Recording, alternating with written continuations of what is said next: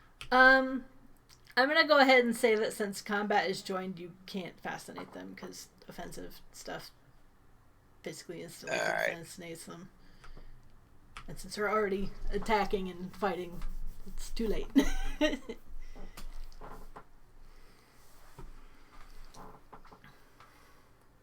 Okay. Do you want to do something else instead?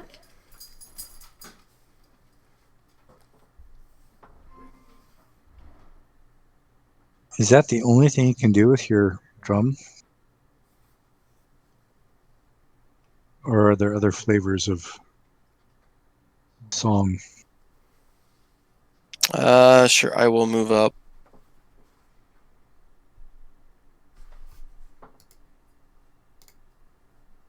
I'll move up to there. I do have the speed to get there. I guess I will use my other 2 actions then to fire up Spire Courage. So I'll give everyone a +3 to hit, +3 to damage, an extra d6 thunder.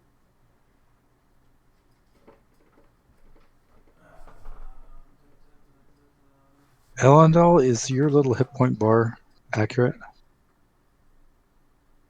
No, it depends on what you're seeing. I'm seeing it full, which is why I'm asking. No. Let me How much are you actually down? why is it not bringing up? I'm down 39 points. Okay. I'm sorry, I'm down 41. I am at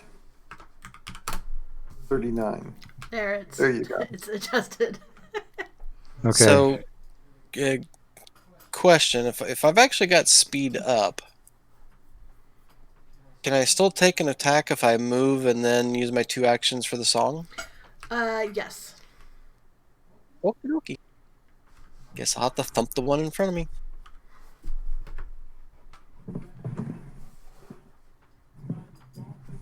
And we get +3 to hit. And roll to hit and make a reflex save while you're at it. Yeah, I know.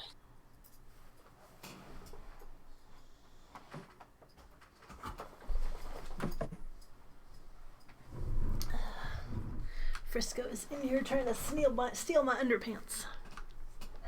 Huh? You hit.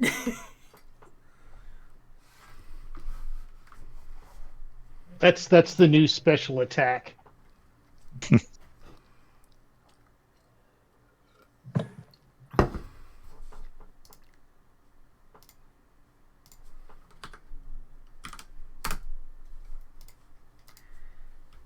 And your reflex save.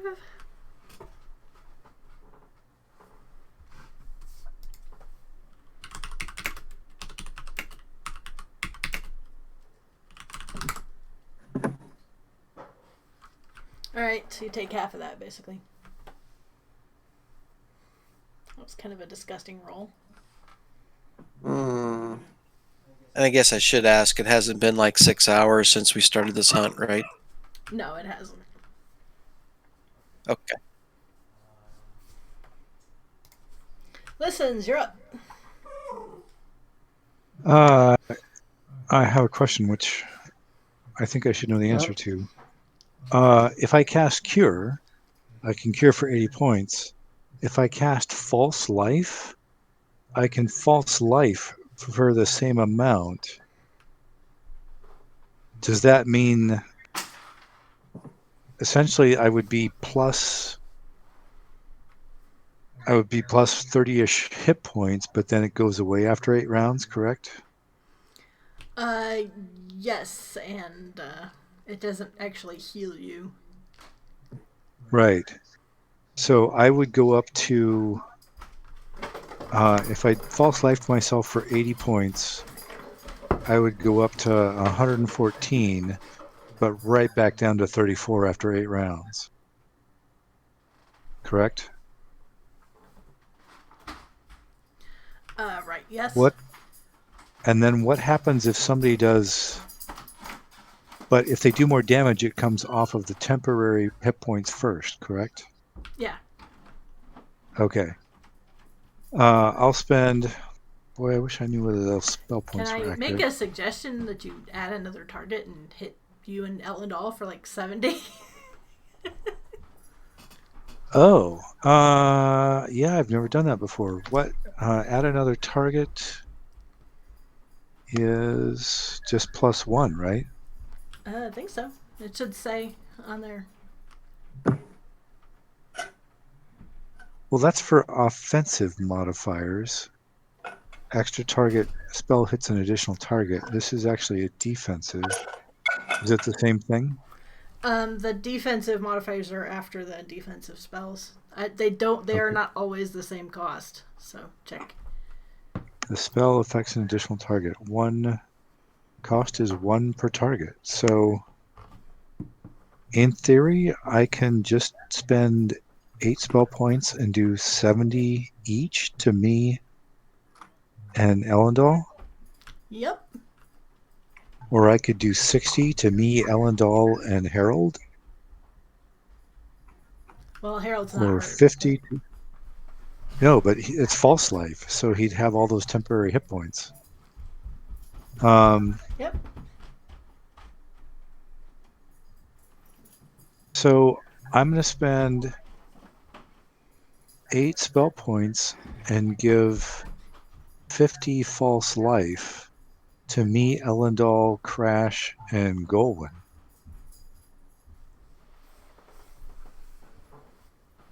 Right? I did that math correct? 3 extra Yep. targets?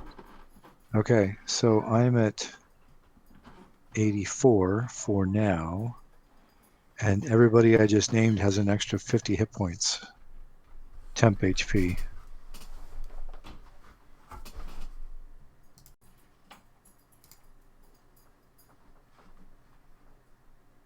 And that'll last for 8 rounds.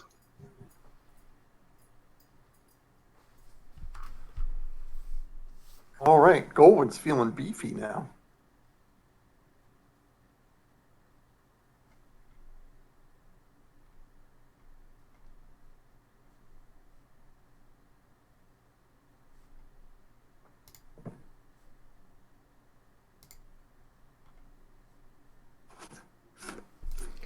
All right. So at the end of Listen's turn, this Razor Beast charges in and pounces on Crash.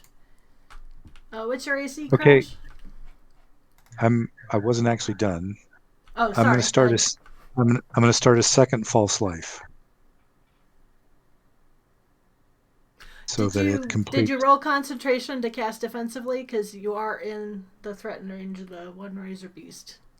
I did not. My concentration is 14. So rolling concentration.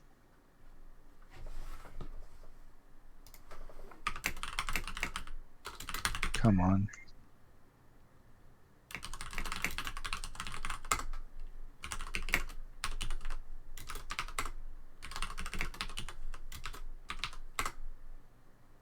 So, such good rolls. Yeah, that is gonna fail to cast defensively. Which means what? You lose the spell. Basically, you spend the spell points and it fizzles. Okay. Then I will start a second false life to do the exact same thing.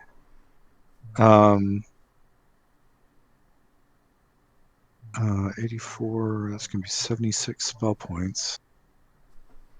And I'm still at 34. And I'll make another concentration check, right?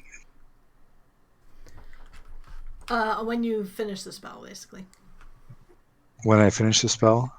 Okay. Yeah, or if you get hit in the meantime while you're casting it. Okay. So that'll finish first action of next round. Alrighty. And make sure And everybody I'm marks done. off the temporary hit points that they did not actually get. Right. So everybody's still what Goldwyn they is were. not feeling so beefy. And Golan's up next. All right, I am going to be asking you to roll. I'll tell you what he does, but I don't know what he can do. So obviously, attacking this one right here with a smite, he can smite, right? Yeah, he'll put his smite probably on the one that's next to him and attack that one, I assume. Yeah, Yeah, but I'm that one. the one right next to Crash. Yeah.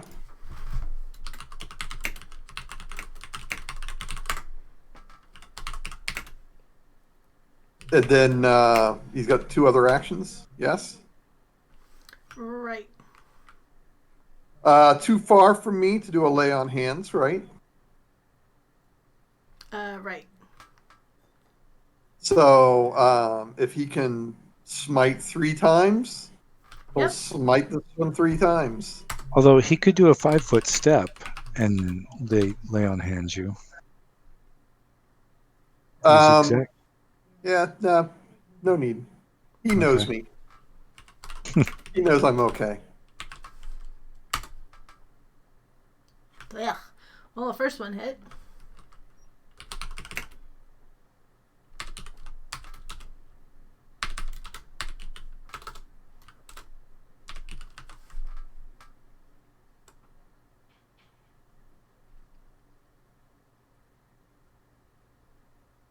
Everyone's got +3 from Crash's song, right? Yep. Yep. Oh, did that affect my concentration? Nope. No, it doesn't affect concentration checks. Okay.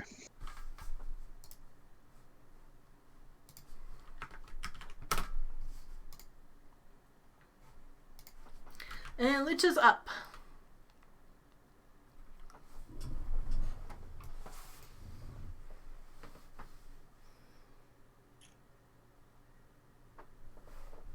Boy, he did not hurt that beast very much, did he? No, he rolled kind of shitty. Did you include the extra D6 thunder and the +3 damage? Yes, I did. Here.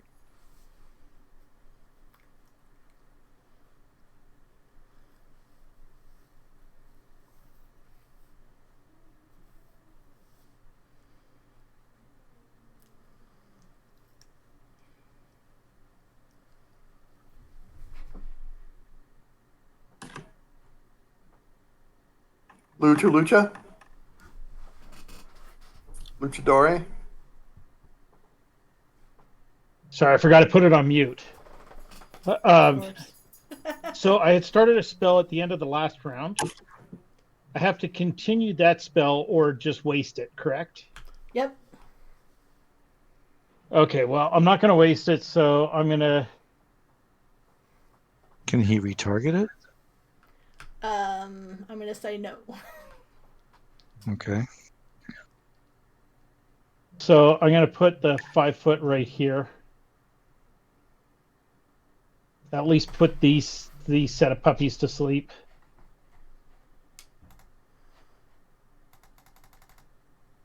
And they will be asleep for the next 8 minutes. All right, you put them to sleep, no problem. Okay. Then one of these razor beasts got hit. Which one? 2 of them have been damaged. This one and this one. Which one appears to be the worst damage? The one Crash hit. Okay, then I'm going to assume this is the one that Crash hit. No, this one is. Which, okay, so I can't see that one through listens and through Elendal. Or can I? Not really. People are not gelatinous cubes that fill their entire space, so you can see them through people. Very good. Okay, well, then you know what? I'm gonna hit this one with a magic missile. Go ahead and roll it. No.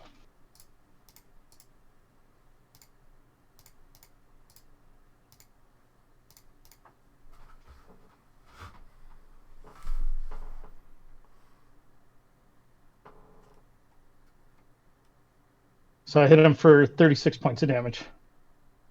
Wow, I rolled crappy. Plus 1d6 for a thunder, right? And plus 3. No, that only applies to melee and weapon attacks.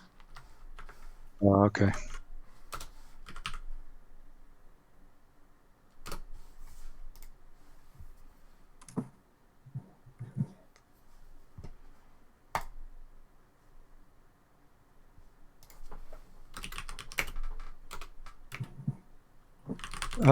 Point of order, Madam Chairman. Daz delayed, right? Was he able to do anything at the end of last round, or did he just lose his action? He just lost his action. Okay. Daz, you slackard. Oh, they didn't appear till after his action was anyway.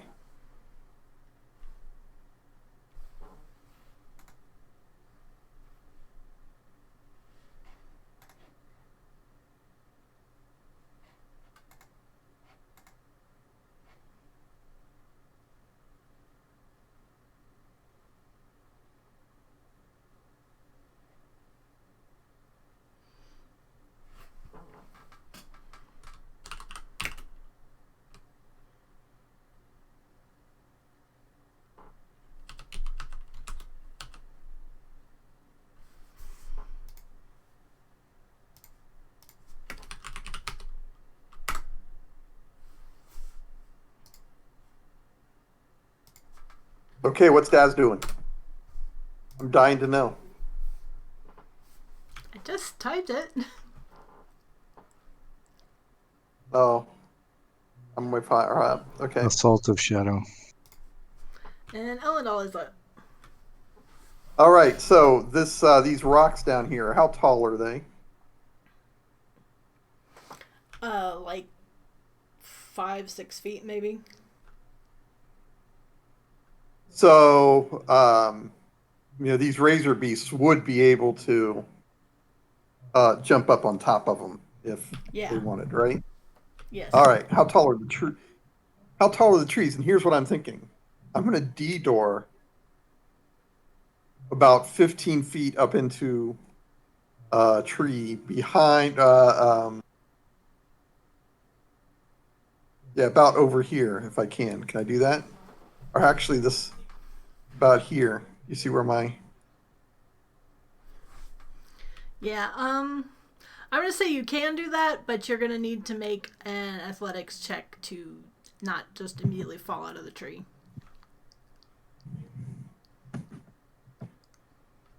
All right, I will do that. So I'm going to D-door to up in the tree up there. And athletics.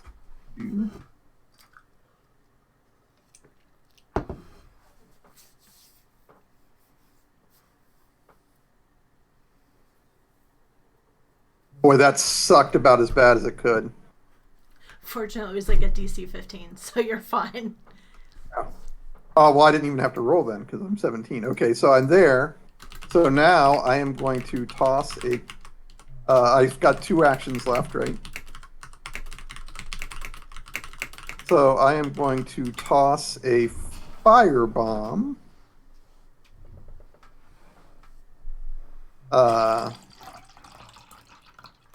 Here to get these 2 razor beasts. So roll 3 die 8 plus 8. Do they get a reflex save? I forget. Well, that didn't work. Hold on. I believe they do. What's the DC? Is it like 15 or something like that? I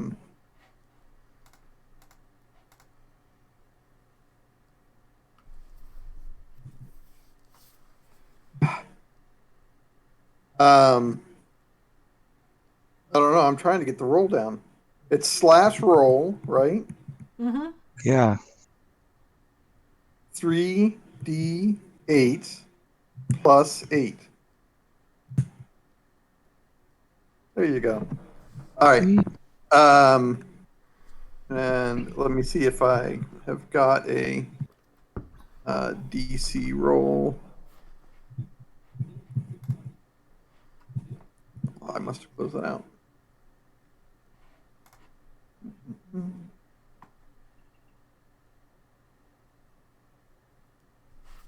Yeah, it's a 15. And those bombs are a 20-foot radius, so you can hit all 3 of them. All right, if I can do it safely so that I hit all 3 without can put anybody it- else. Yeah, you can put it like back here so that it just hits them and not the rest of the party. Okay, so let's do that. And the first one will be fire, and the second one will be cold because I find that to be fun. Okay.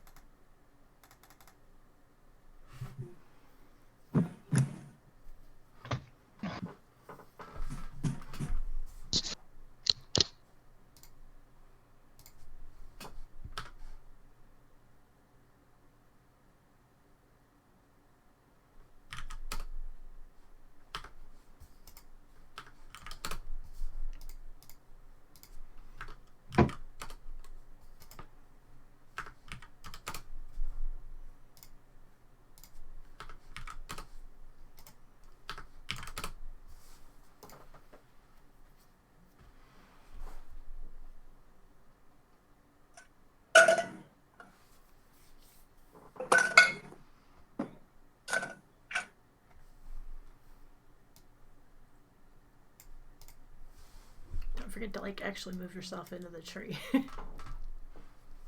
Oh, yeah.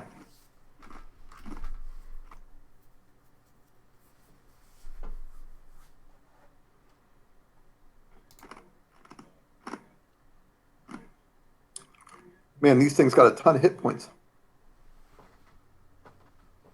Yeah, they do.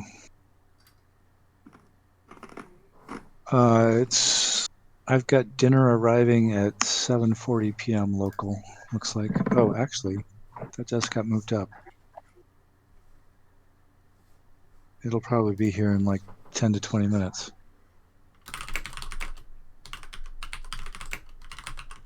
So I'll need to take a 15 to 20 minute break then.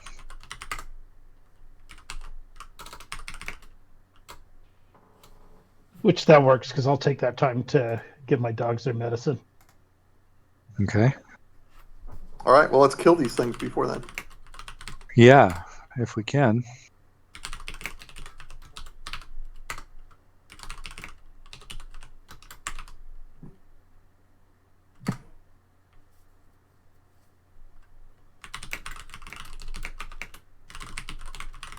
So 49 minus 6 is... Right, I was thinking the same thing. Why am... Nothing's happening. I think that renders me unconscious, but I can't seem to click on anything. Yeah, something, I don't know whether it's delay or something, but I can't see my own hit points at the moment, and nothing's responding. Can you see my hit points? Can you Yeah, guys I hear can. me? Yeah, I can. And what was I at? I thought I was at 34 before that. It said 31, so you're now at -9. Right, okay. So I'm unconscious, correct? Correct. So the concentration checks are a little bit moot.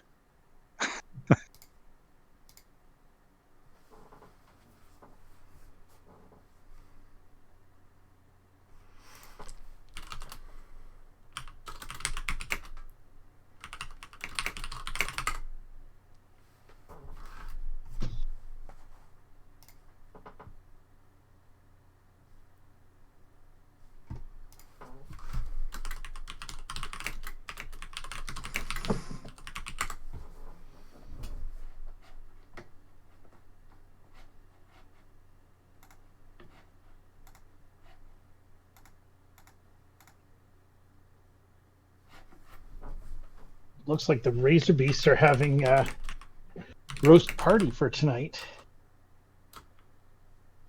Yeah, at least roast gargantuan eagle.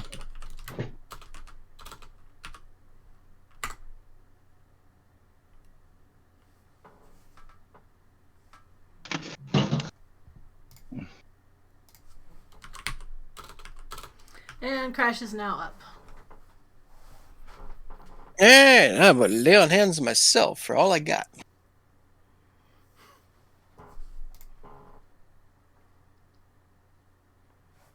As soon as I find it on my sheet. If I understand correctly, I am not going to wake up until somebody heals me, correct? You can basically you get a saving throw every round to see if you stabilize. I shall then fight defensively. And then attempt to thump the one in front of me.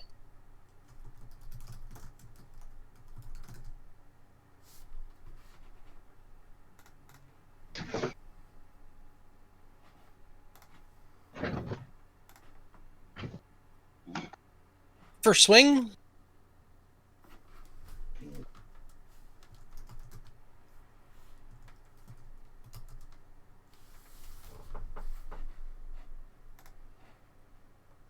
Does 33 hit? Yes.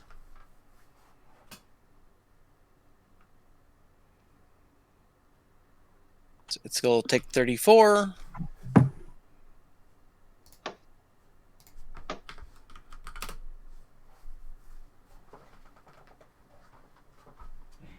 $36 to my reflex save.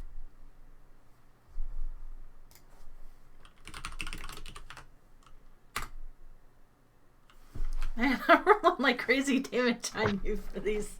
You take half that. Okay, haste action.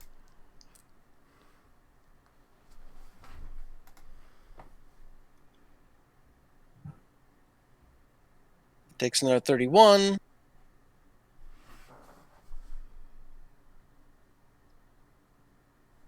And my reflex save.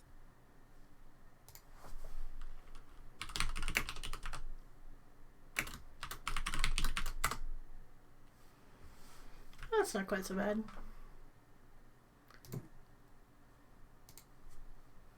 It's still up.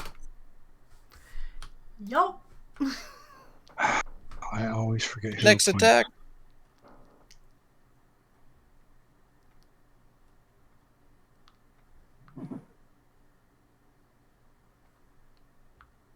Takes 32. Made my reflex save. Damage. It's teetering.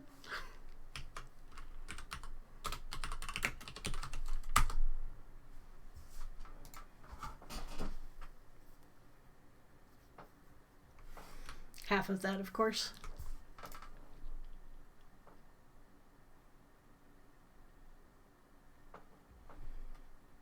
$36 to hit. 27 damage. And my reflex.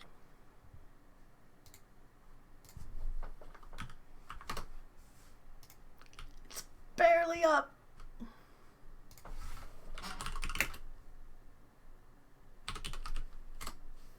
And half of that.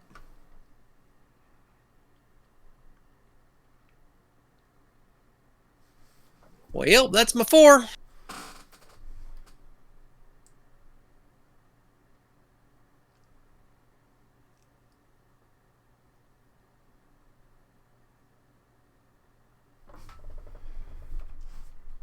Alright, Listens is up. Listens make a constitution check. If I've been looking for these rules, are we using the D20 or do you have a special take on it? She has a special take on it. You have to look under your injury systems. Basically, once you hit 0, all further damage starts to apply toward your injury score. If you hit 0 in your injuries, you have to start making fortitude saves or die. Okay, so you need me to roll what? Jenny?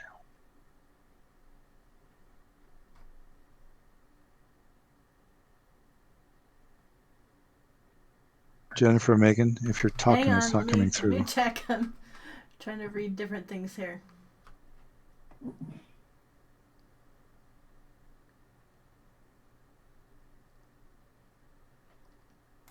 I just read the injuries, but that didn't seem to. My max injuries is 17 off my character sheet. What I'm not seeing is the. I just read the injury system. Yeah, you need to read the first paragraph. The last two sentences. If a living creature is reduced to 0 or fewer hit points, any further damage they take automatically calculates as injury damage. Okay.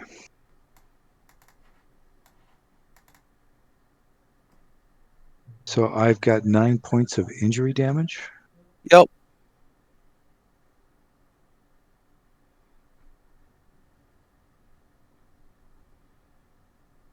Is that 9 injuries? Yes, it's 9 total injuries. It does not give you a -9 penalty, though. It's just 9 total injuries. Okay. So a fort save, DC 10 plus half hit dice, which would be 14. And my fort save is plus 11. So I've got to beat a 14. Well, but that roll is if you have more injuries. You haven't exceeded your max injuries yet. No, Yeah, it's just I'm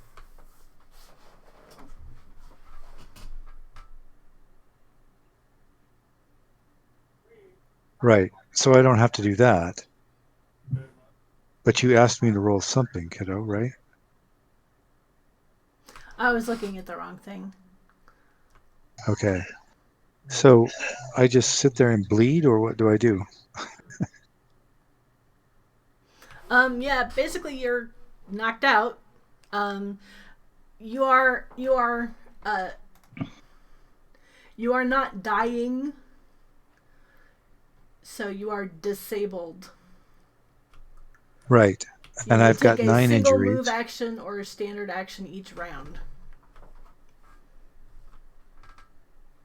So basically, At you can minus take 9 hit points? yeah. So either a move action or a standard action? Well, basically, you can take anything that requires only one action. So I can't cast spells Correct. because But those are could 2 you actions. cast spells over 2 rounds? That was going to be my next question. I could cast a spell, but it just takes 2 rounds to do, assuming I make concentration checks.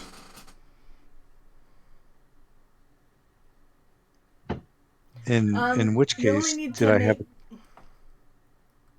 Yeah, taking any strenuous action deals a point of damage to the disabled character, and they must make a Fortitude save equal to DC 10 plus the number of negative hit points, which in your case would be 9, or immediately fall unconscious, unless the action So I wasn't. restored them to a positive hit point total.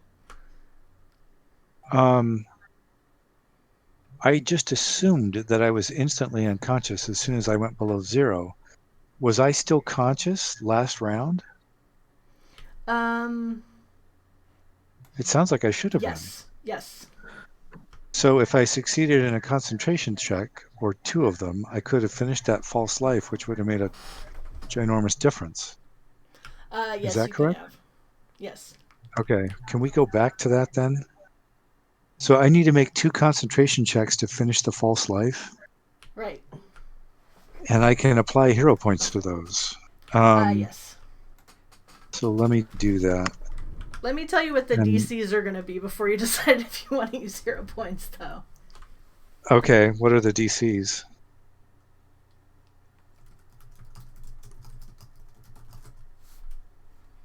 My concentration.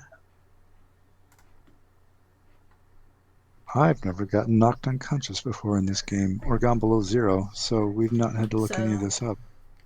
The DC is going to be equal to 10 plus the amount of damage you took plus the level of the spell you're casting, which would be the number of points you were spending on it, which would be 8. So 8. It'd be 18 plus the damage you took for each of the checks. So yeah, you're not making 49. I might not. It was a total of 49. Was it 25 and 24? But then minus 3 for each. So minus 22 on the, and I've got a plus 14. Is this even possible? Yeah, in fact, Well, if you I took spend a hero point. 21 and 22, so. Okay, and that was after the damage resistance, correct? Yes. Okay, so 21, I could make these. I'll spend a hero point to get a plus 8 on the concentration check. Can I spend a hero point on each of these? Yes, you can. Okay, so here's concentration for the first one. We haven't actually done my system for someone getting knocked out yet, so it took me a while to look everything up. Right. And what do I have to beat total? 39 30. on the first one and 40 on the second one. 39. So maybe this isn't worth it because the best I can do is 42. Well, if I miss the first one, then I'll save the hero point on the second one. Nope, I missed the first one. So that false life was blown, but I still had a standard action left in that round. One action. Okay, I will begin another false life then, or actually, I'll begin a cure. A cure across me and Crash. It'll be a 70-point cure if it goes off. Now, if you want, you can spend a hero point to get an extra action.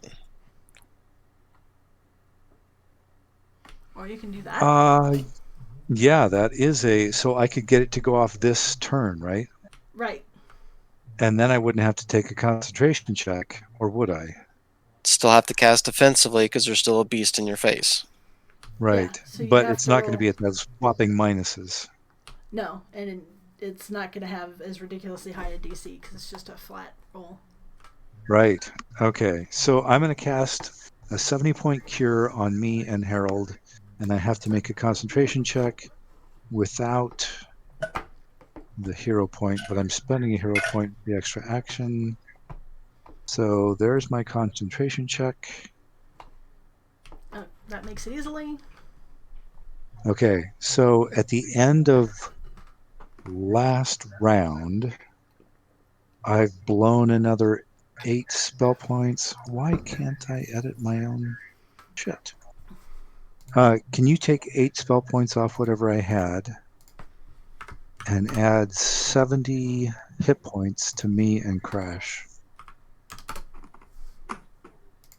And you don't have to make the fort save because I'll let Crash handle his hit points. But you don't have to make the fort save because it restored you to positive hit points. Right. But I am down 2 hero points as a result. Right, and the injuries also do not heal. Those are so I have 9 injuries. Yep. Okay. Okay. I am once again done. Okay.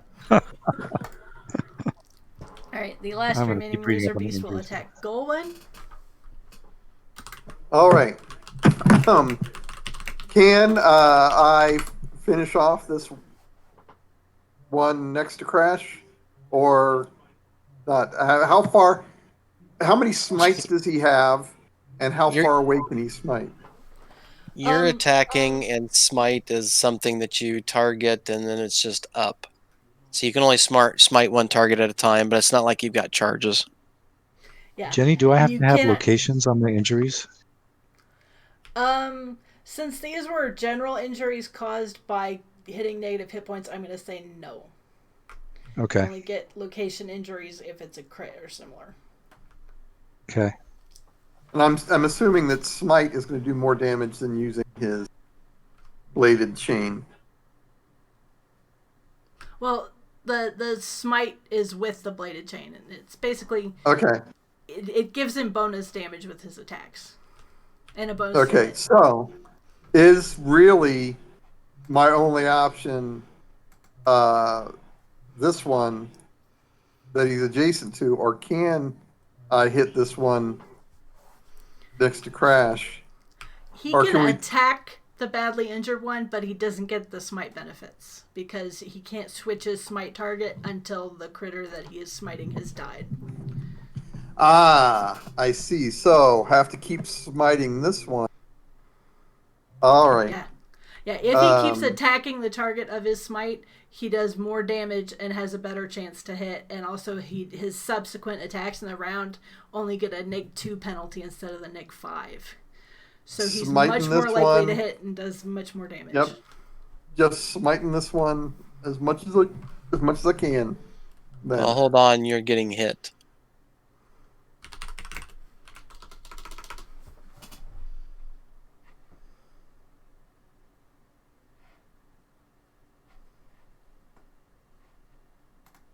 So I may end up doing a lay on hands. We'll see. The only instruction I was given was don't get me killed. So maimed, losing a limb, that all is on the table.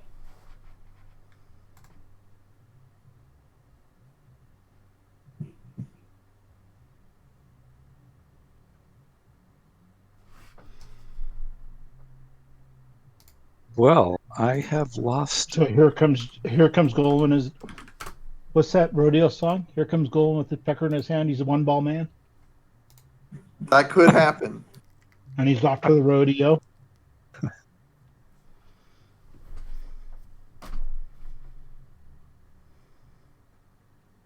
I have lost pretty much all of the sympathy I had for the pups. Okay, I see you're already taking care of his hit points as well. I don't have to do any math.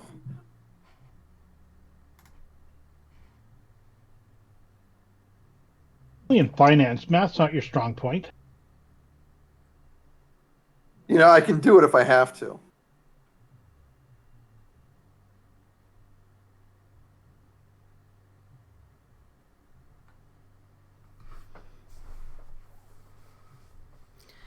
What is 3,000 Can minus I suggest 5,000? Do I Golan have can money lay left on over? hands on himself as a free action? So can I suggest that you have him do that, and he can probably heal himself up to full quite easily? Okay, is it time for him to go? Yes, it's now his turn. All right, so lay on hands is a free action then. And then smite that one as much as possible.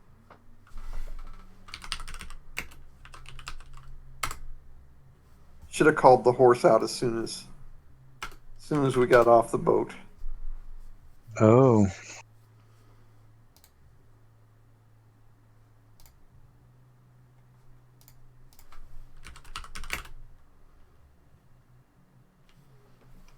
There is my dinner.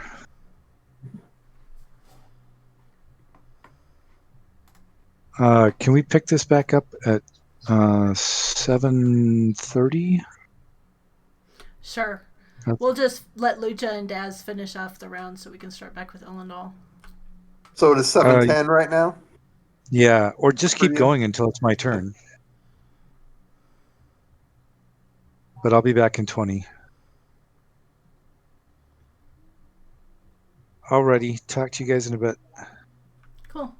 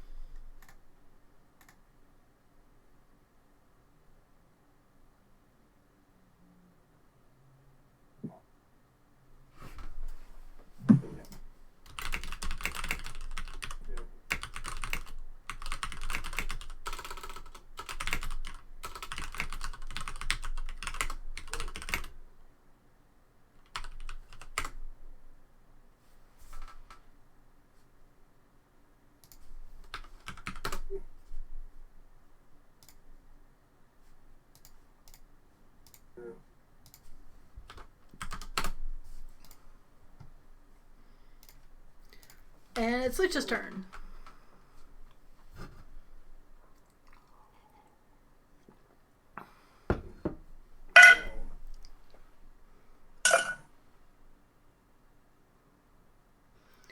And if Lucha's talking, can't hear him.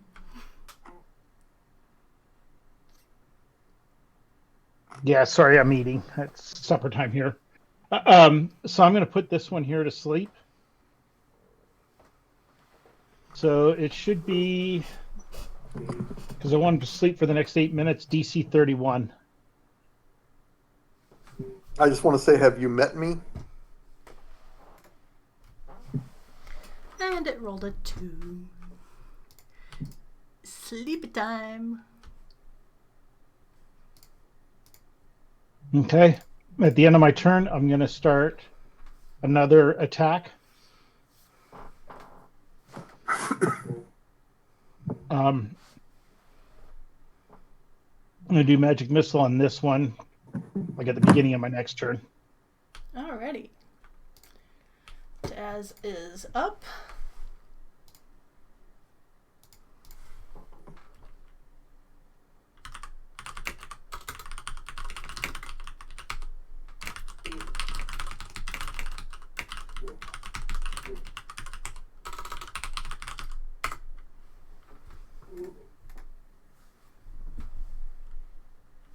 Wow, and they rolled some shitty saves.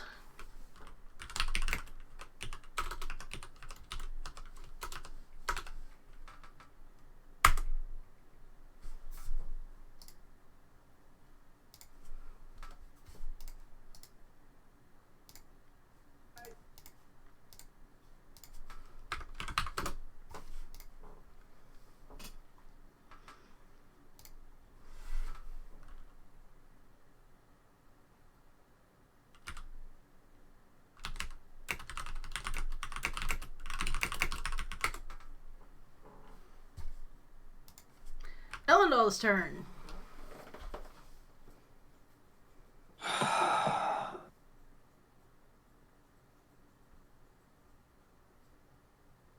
What's the big sigh about? I'm not going to waste bombs on just the one. But if that one's going to be sleeping for a while, I don't want to hit it, right? Because I assume if I hit the sleeping one with a bomb, that would wake it up. You could sneak down there and start a coup de grace on it. That's what. That's another. But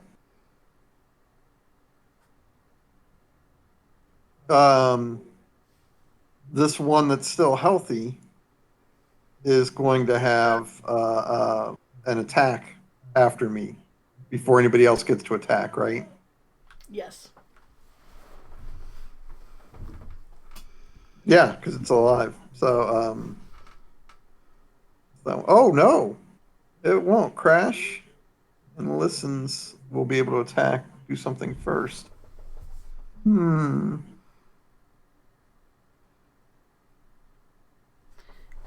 Yep, So that's the one that goes after crash. Am I allowed to yell out something as like a free action? Yeah. Kill the sleeping one. Well, I have to get over there first.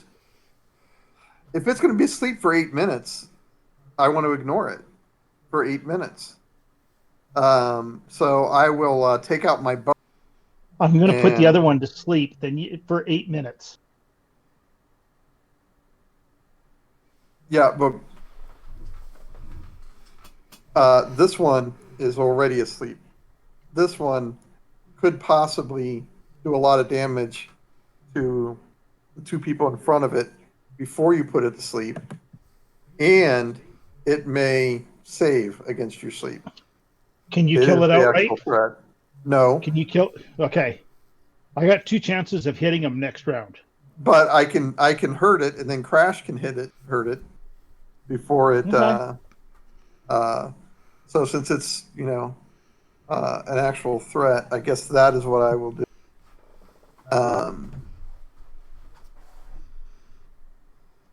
So not as good with the bow, but how? Why does that give me 2? That That sucks for damage. How many shots do I get at it? If any, Well, it will be an action to basically get the bow out, so you can take 2 attacks at it. okay. So there you go. I probably didn't even hit it. Yeah, unfortunately, neither of those hit.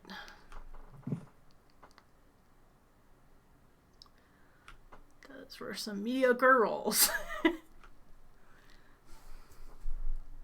I was thinking there, Lucha. You know, if you put the other one, we have time to go and just do a coup de grace on the other one. Well, keep in mind, combat is noisy, and it might wake up on its turn. Mm. So I would have been standing there, and it wakes up and attacks me.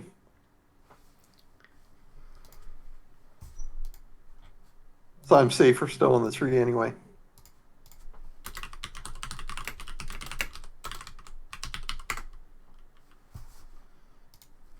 Crash, you're up.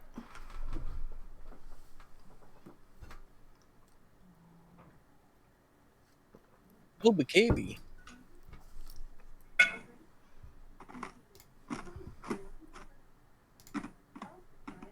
I will smite the one to my left. Actually, hold on.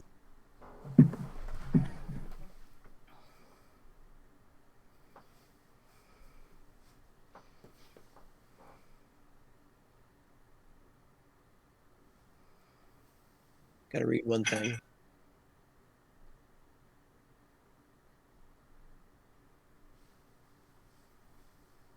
Okay, nothing against it.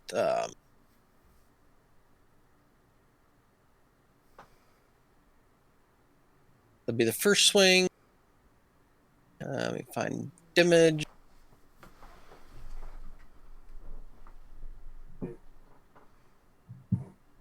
So it'll take. There's nothing possible I can do at this point in time, right? Well, yeah, it's not your turn. So 11 because then I'm going to go do my dogs while Listens is off eating supper, so we're not interrupted any longer. Okay. So we'll take 11 thunder, but 22 non-lethal.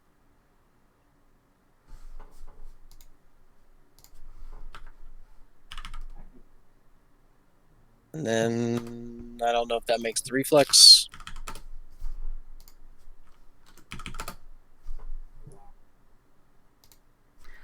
No, because that's you rolled a 1. Mm-hmm.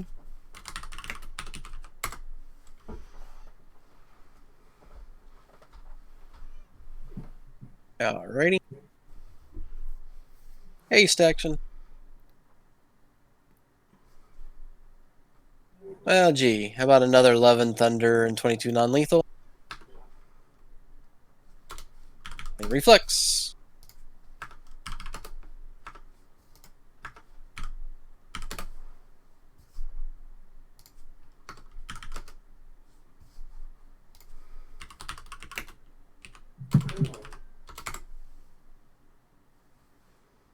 I think that's the worst damage I've rolled so far on that.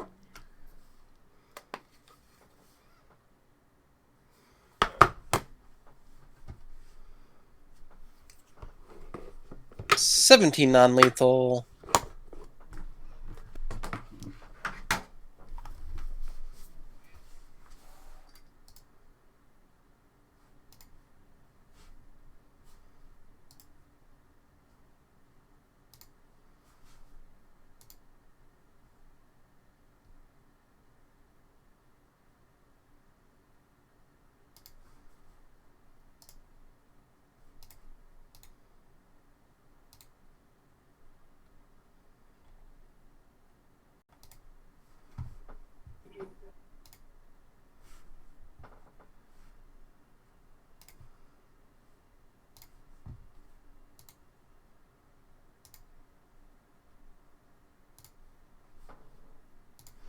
Sorry, I had to switch my sound devices.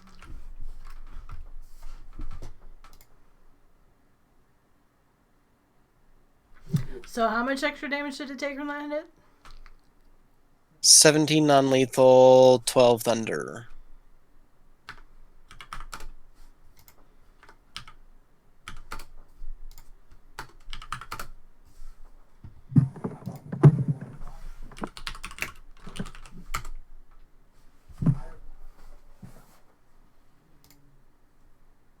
And then the final swing.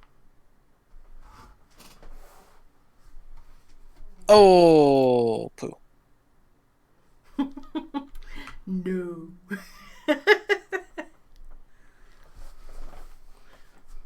Alright, and I'm assuming that's the end of your turn, and Listens is up next, so we will just wait until he gets back. Alright. Yeah. I'm thinking I'm kind of a bad person. Here's why.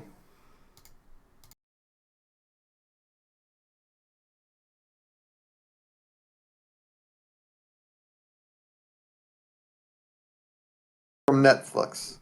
Now, that in itself doesn't bother me, but her mom just died yesterday. Or at least that's what Dad told me, was that my aunt died yesterday. So who's caring about what's on Netflix the day after your mom dies? And so I'm kind of bad because I'm judging her for that, because I really shouldn't. But I mean, that's just weird. That's just weird. I think. Maybe I'm wrong.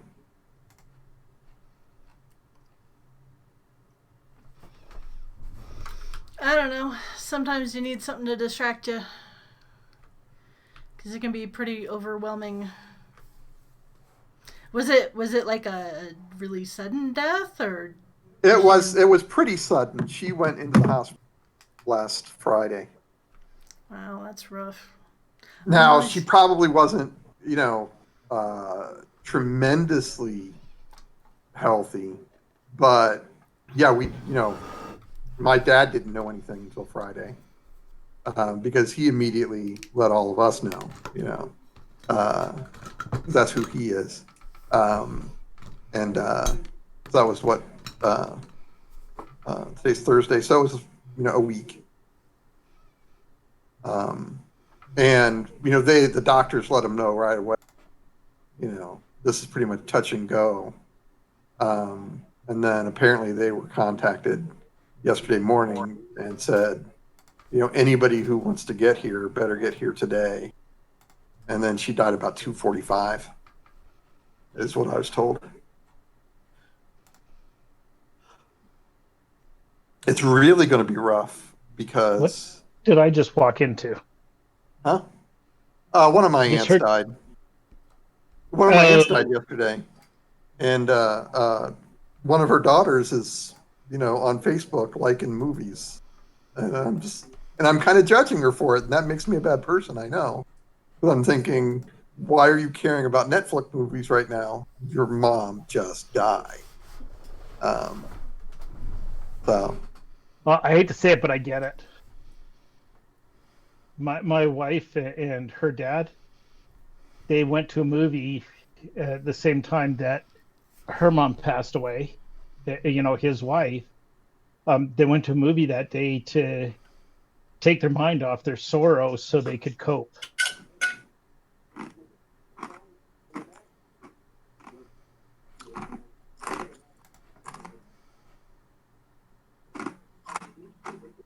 It's understandable. See, I admitted I was being the bad person for judging her.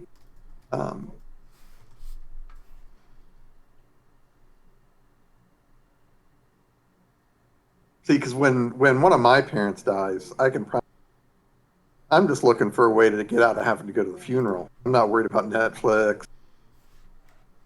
How do I not show up and nobody gives me shit about it is what I'm going to be thinking. Yeah.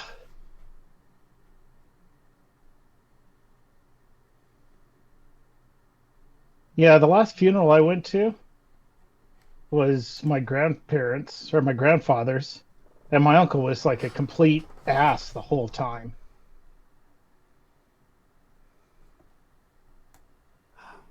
The last funeral I went to, my friend Tim, his dad died in late November, early December. This was 4 or 5 years ago. So, I, of course, I've known the guy since ninth grade. So I call him, sorry about your dad, you know, when's the funeral, where do I got to be? And, Yeah. and he's like, well, we talked about it and mom's probably going to go pretty soon too. So we figure we'll just wait. And it's like, what the fuck? And they did. Now, and it was like 2.5, 3 months later, she dies, and then they had a double funeral. And I've still to this day have not had the guts to ask, were one of you keeping dad in a freezer or what the hell was going on there? But I mean, to me, that was just insane to me. Well, I could sort of see it if you like had them cremated. Basically, the funeral is to like celebrate their life and their legacy. So you'd like have pictures of them there and that sort of thing. You don't actually have to have a body at the funeral. There was a body there. I don't know what they did between. That's a bit creepy to me. That and none of y'all want to come. Well, I don't know, but I'm telling you, none of you really want to come to my mom's funeral. She wants to be buried in a burial shroud, no clothes underneath it. So now, if you want to see an old woman just kind of draped in some fabric, then I guess you do. But yeah, if you don't want to see that, which I don't think anybody really does, you don't want to come to my mom's funeral.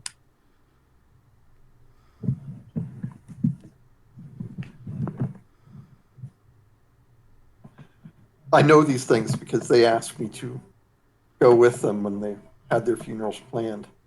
Dad's going to have a regular funeral, regular coffin, everything. Mom's going to be buried in basically it's kind of like a vacant lot. It's a lot next to a regular cemetery. But it's so you just get put in the ground with no in a biodegradable shell. So you're all going to go back to nature, and they let the grass grow all year long, and then at the end of the year, cut it all down. It's it makes her happy now while she's alive. Think that's the way it's that's going to happen to her after she dies.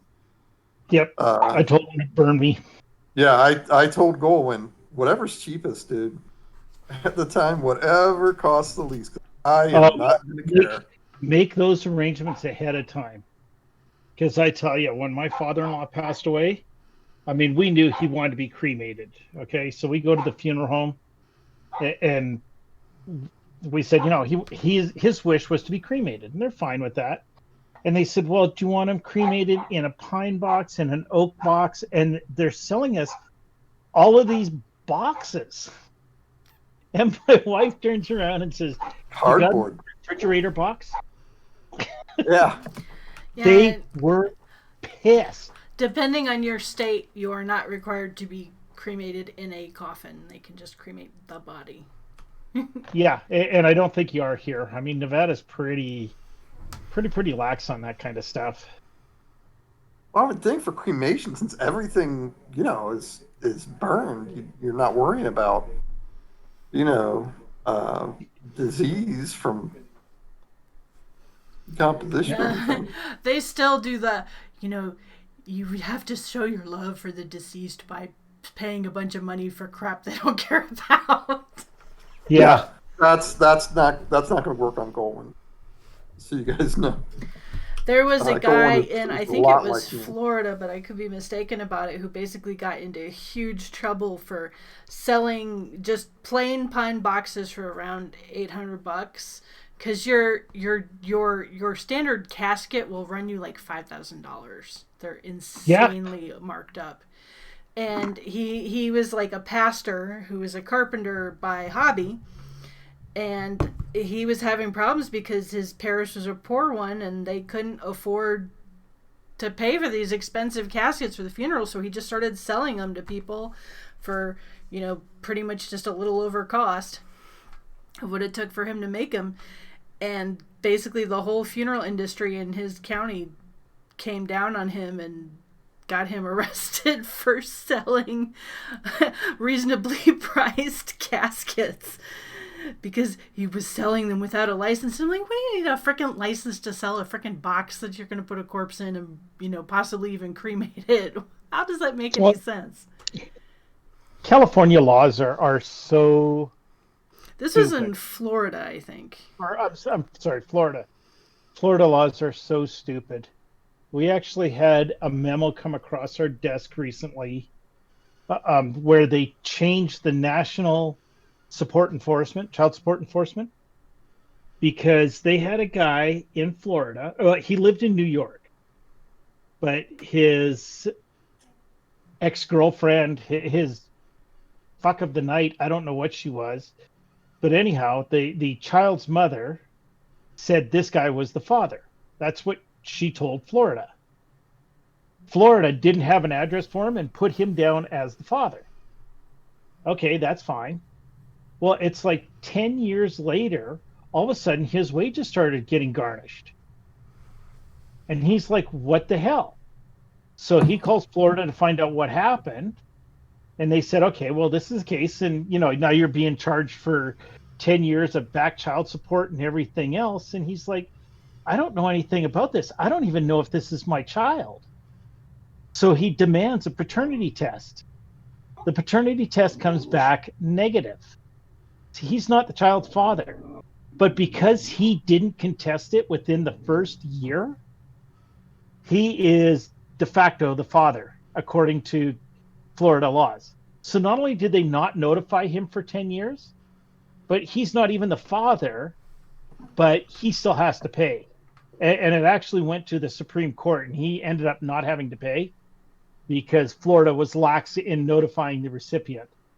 But holy cow, think about that for a second. Somebody could say you're the father and you don't know anything about it, and nobody tells you about it, and then all of a sudden you got 10 years of child support that you have to pay?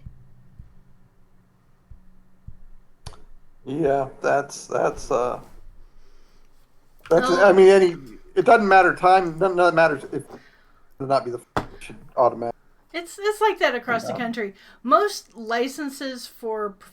professional licenses are basically just a way for people who belong to the professional organization to cut out the competition. That's all the only reason why they exist. Because what usually happens is that after the professionals have been around for a while, they'll get together and form their little professional association, and the professional association hires a lawyer to go to the government and say, our profession has to be licensed. Somebody could do something that might hurt a customer. And the lawmakers, who love these kinds of requests because it makes them look like they're doing something valuable to protect people, say, okay, we'll put a bill together, and and what they do is that they have the professional association write the bill, because of course we don't know anything about this topic, so these seem like nice people. We'll have them write their own regulations. Like, that isn't just an invitation to feather your own nest. And nobody else really cares that much about this kind of thing. So, they sneak the bill in at the end of a session when everybody's exhausted and nobody wants to show up to argue about the thing. The only people who give a crap about it are the professional organizations, so they come and make it seem like everybody in the entire universe desperately needs this bill. So, of course, they pass it because they want to get out of session. They're sick and tired of all this crap. And then come to find out that you need to do 5 years of school in order to decorate somebody's home. Or to plant flowers in their garden. Or to dig a trench in their backyard. Or just stupid stuff that any idiot with 2 hands and half a brain could do. no, you need a professional license with 10 years of school and this and that certification that costs, the cost, of course, being set by the professional association who wrote the law and who offer the certification. Yeah, we have one of our boards here. They're the state contractors board, and years ago they got a complaint about something was wrong at a factory. So they send out one of the investigators to check, because the homeowner was complaining, and so they set out to the house to have a look, and they find that no, everything was within code, etc. But they look over at the neighbor's house. Okay, this is the investigator, looks over at the neighbor's house and goes, you know what? That doesn't look right. So he opens up his own investigation and finds that, throughout their whole course, that no, everything was just fine at the neighbor's house. But because it wasn't a company or the homeowner that initiated it, the homeowner had to pay for the investigation. So you had an investigator who looked over and said, something's not right, so I'm going to investigate. Oh, and I'm going to charge the homeowner for something that was perfectly fine. It's like, tell me that's not a racket. There's a name for you guys have touched on two phenomenon that I've listened to extensive podcasts on and actually experienced firsthand at Boeing. The one is the phenomenon of it's a general social or legislative phenomenon where some special interest is keenly interested in a given topic, and the public or people of just a benevolent mindset may not think that's a good idea, but nobody's actively advocating. Like one classic example is gun rights in the NRA, where when polled, most of the U.S. population would like to see more stringent gun laws and gun controls and background checks and this kind of stuff. But in terms of what determines how people vote and what they make political contributions to, the membership of the NRA votes on guns, and they put their money where their mouth is and contributes to issues and campaigns and candidates based on the gun issue, whereas the vast majority of us who don't necessarily own a gun and when polled would say, yeah, it would be better if there wasn't so many gun deaths in the US. I don't actually vote anti-gun, nor do I contribute to candidates who run on gun control legislations. And that's one of a class of examples, usually resulting in things like tax loopholes, where there is one very vocal or powerful contingency that cares a ton about something, and that's their big issue, such that they're going to vote on it and put money into it. And the vast majority of everybody else cares, but not enough. I've got a brother who admits he's a issue voter. You are either against abortion, or you're not getting his vote, and that is it, the rest doesn't really matter. Yeah, that's a common one. I tend to be a pro-environment issue and disregard everything else. At Boeing, we had literally thousands of employees whose entire job was just knowing and dealing with certification issues in the regulatory community, not just the FAA, but worldwide, which was a core competence for Boeing. And it was frustrating because I remember seeing in the center of a cube farm that was an entire organization of those employees, somebody had put a hamster wheel as their mascot because they just run endlessly and get nowhere. But when you're Airbus or a Chinese airplane manufacturer, that becomes a strength. So Boeing hasn't actually advocated against regulation. What they've been trying to do is take over the responsibilities and control for themselves away from independent government agencies, which has turned out poorly recently. But that's another example of where you put up rules and regulations as a barrier to competition instead of, like certifying doctors, where obviously you need some overseeing board. Hairdressers is a classic Yep. example where The term you you're don't looking for really is need. regulatory capture. Yes, yep, that's it. Yeah, Boeing has successfully used that against Airbus, and China has yet to certify an airplane in the US or Europe because of regulatory capture. All right. Okay, my turn? Yep, it is your turn. Okay, I am still next to a stupid razor beast, correct? It is asleep, though. Lucha put it to sleep. Sleep. Oh, well, that's helpful. And it looks like we're down to one razor beast who's not asleep. That is Yeah. correct. Elendil, how many hit Yeah. points are you down? Oh, don't worry about me. I'm up at a tree, so I'm not going to get hit. Yeah, I'm thinking physician, heal thyself. Yeah, Well, I'm not a physician, but are I'm you? not talking to you. Okay. right. Okay, Well, Dom. I have enough spell points and bandwidth essentially to heal my. I would heal up to full if I heal myself for 30, which means I can heal kind of everybody else in the party. Or let's see, no, that would be 4 other people for 30. So I will heal myself, Golwyn, Crash, and Elendal for 40, which is 8 spell points. And then with my last third of an action, I'll just pass. So I'm down to 60 spell points. I'm back up to full in terms of hit points. And Golwyn, Crash, and Elendal have healed for 40. Is everybody now at full? I am shy 1. Okay. So I have one thing left I can do this turn.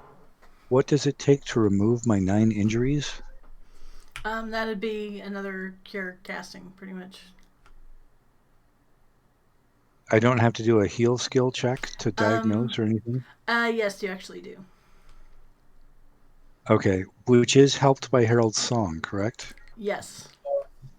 Okay, so here's the heal Actually, check. no. Sorry, the song that he's doing is just attack and damage. He has another song that gives a benefit to skills, which he's not currently doing.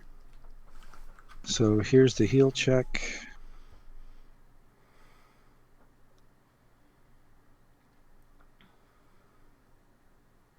To diagnose the injuries, correct? Yep.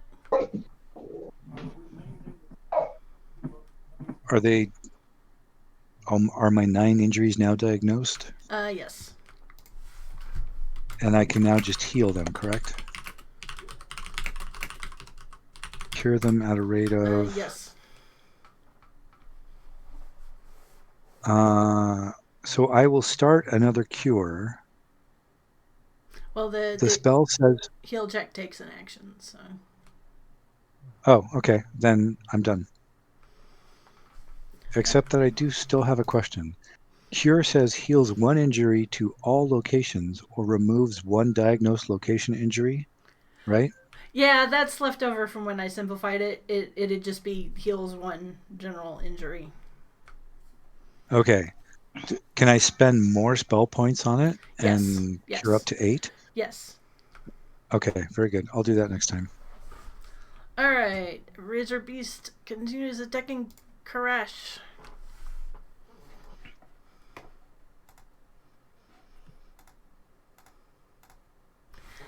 And does not roll anything above a 5, so Crash is missed completely.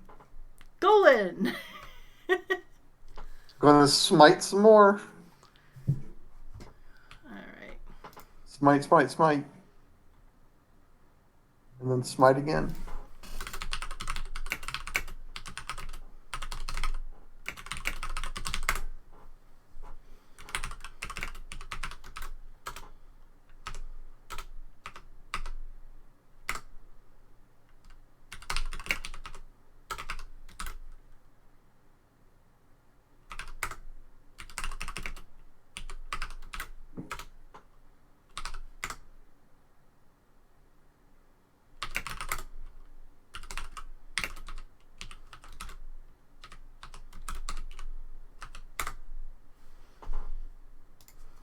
Regulatory capture. That's what I was. I recommend a book actually called The Captured Economy. I forget who wrote it. I think it was like a joint effort. It was a guy who was more liberal and a guy who was more conservative. Both wrote it together. Because they were concerned about just the overall depressing effects on the economy and wanted to write a book. So they did. But I recommend it. It's worth reading. I remember hairdressers being a classic example of something that has got all sorts of licensure and requirements that doesn't really need to.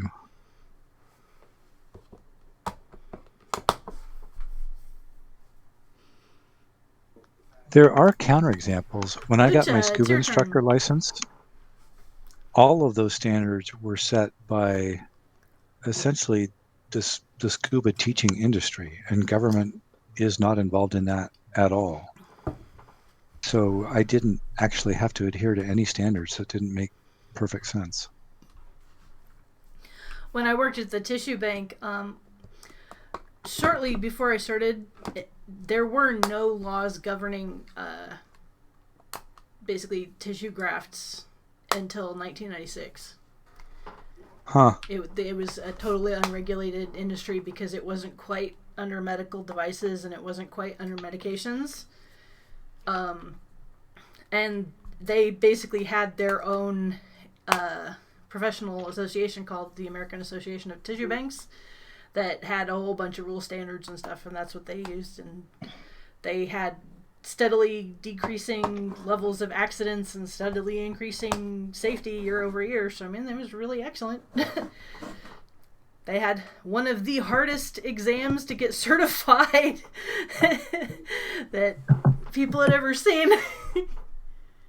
But anyway, go ahead, Lucha, please. Okay, so that last one's still standing. Yep. Okay, well, I started casting sleep at the end of the last turn. I'm going to finish on this guy. Alrighty, what's the DC? 23? 21? Well, it actually makes the save then. So it is not put to sleep. Okay, so the second one, I'm just going to blast him. Alrighty.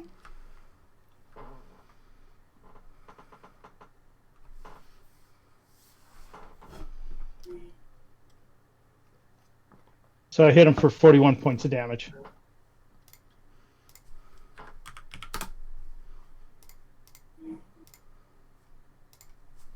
Gak. It is deceased. Well, we will definitely get our Razor Beast hide on our Razor Beast quills. Yeah, somebody want to go kill that last one before he wakes up. How long did you put him down for? 8 rounds. Okay. And we're at 3.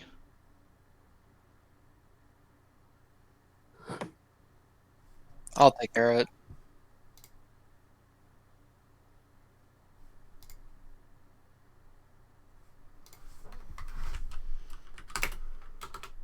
It does seem like Razor Beast hides and quills and... Hang on, wait, before you kill it. Is that a male or a female? Oh, I don't want to get into your kink, man. Well, I wanted to have a date for you for Saturday night.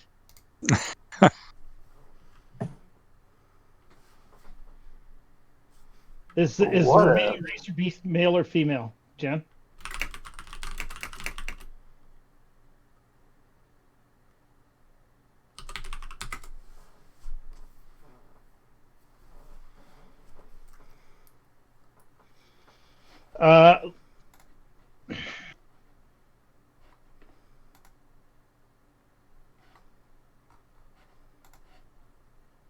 Do we really want to kill it when it could be the mother of some of these pups? I don't care. I think the pups are not long for this world, one way or the other. Are we going to... If I follow your thought train to its logical conclusion, you're proposing that somehow we get an even larger canoe, and I am flying around for several months with a mama razor beast and 7 pups suckling at her teats while the rest of you try not to get poked in the even larger canoe. Is that where you're going? Or we leave this mama alive for the pups. And take the other. so just to try and be nice and let them survive? Yeah. Yeah, we could actually do that. Like sleeper for minutes, and then we'll just skin the other razor beasts and leave. Yeah, he already did. The main issue is that the razor beast does get a save every round to see if it wakes up.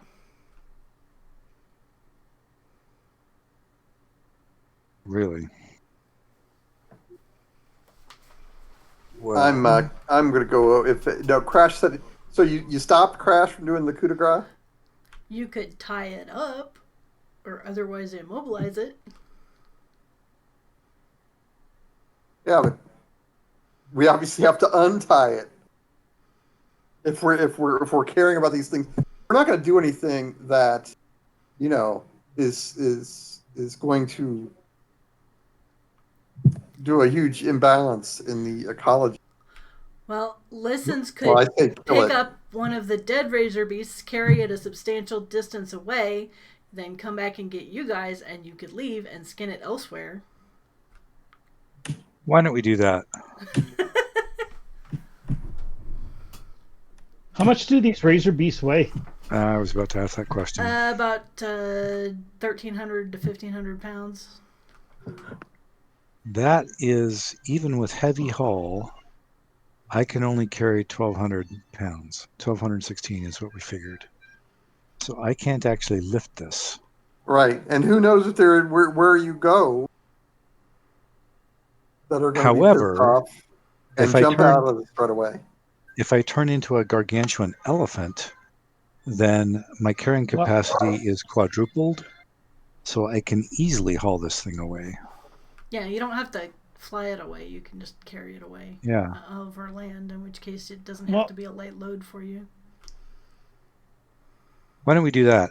I will turn into a gargantuan elephant, and I will move me and the first dead razor beast. Okay, well, hang on, because it's not my turn just yet. Get away from these pups and stuff, right? Right. The pups are all sleeping. I was just going to go to the top left corner of the map. Well, I'm thinking that I should be able to just teleport this thing over there. Or that's an option too.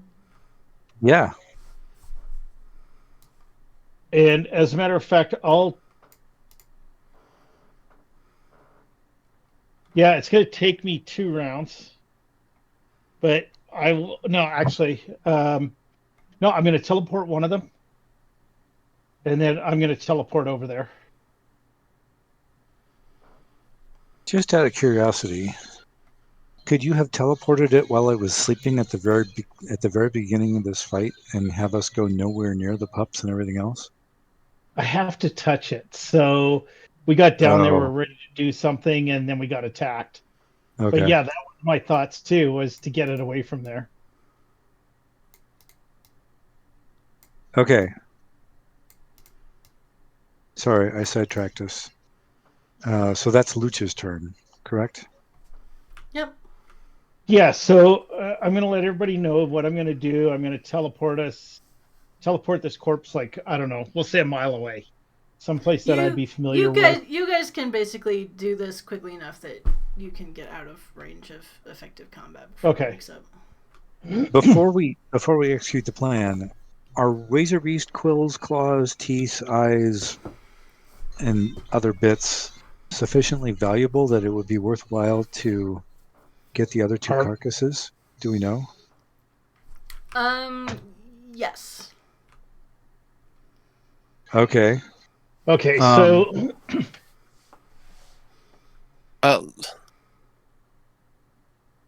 say again. There's only 2 dead. There's 3 dead. There's only 2 dead. The third one's unconscious. No, that's the 4th one. There are 3 dead ones. No, there's 2 dead ones. Crash did a ton of non-lethal damage to the third one. Oh, So okay. it is unconscious. It is not dead. Oh well, then we So- definitely want to kill that one. Well, no, but we're that gonna leave it the way it is. Let's just get the 2 that are dead and get the heck out of here. I think so too, because I think that one is actually the pup's mom. Remember the original thing about it's got swollen teats? That I put to sleep was the beast mom. Yeah. We coup de grace the first one that had full teats and stuff. So The one that I put the to sleep is the other female. the northernmost razor beast with a red X, is that one dead or unconscious? That one's That dead. one is Green. dead. Okay. That one has non-lethal damage and is not dead. Is that male or female? That one's male. The other one Perfect. that's dead, male or female? Male. Okay. Okay, Then so we'll let's- teleport the dead female, the dead male, far enough away wherever, and then I'll teleport right after them. And we'll hightail it out of there. Do we need to stay in initiative to do this? No, I'm the save DC and the sleep's high enough that I can just Okay. hand wave it. Along the way, I will spend 9 cure points to heal my injuries. I have 11 injuries. You've got 11 injuries. Yes. Then that's going to be another 11 spell points over a couple rounds. So I'm down a total of 20 spell points just healing injuries. Okay. Anybody else injured? Okay. So at the end of all this, we have 2 Razor Beast carcasses.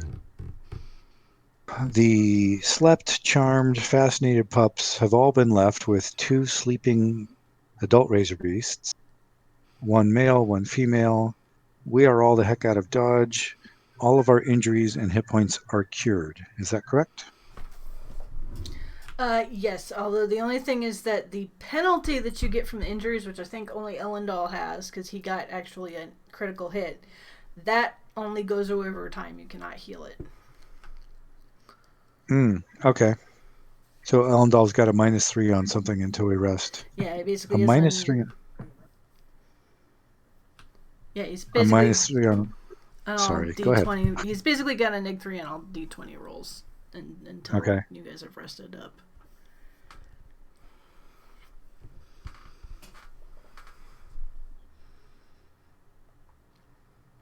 Alrighty. Will quills and a hide, actually it's going to be 2 sets of quills and 2 hides, will they fit into the large canoe with the rest of the party? Well, first off, make a survival check to make sure that you don't butcher the job. Oh, okay. This does involve wilderness, right? Yes. My survival is always obvious, and that bonus for wilderness I always bury somewhere. So it's 17.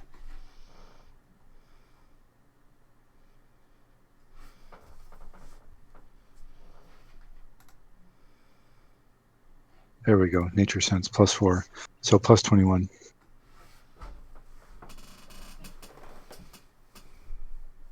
So here is the result of the skinning and harvesting of the razor beasts.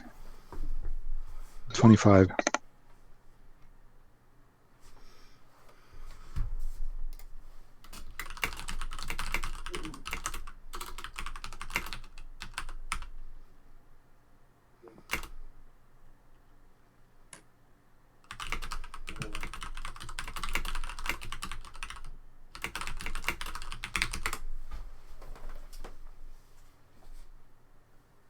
Very good. What skill is it to know how much these are worth on the open market? Is that survival? That would actually be a craft check. Craft check. No, Is that my a craft skill? check 24. Yeah, go for it, because mine is not as high.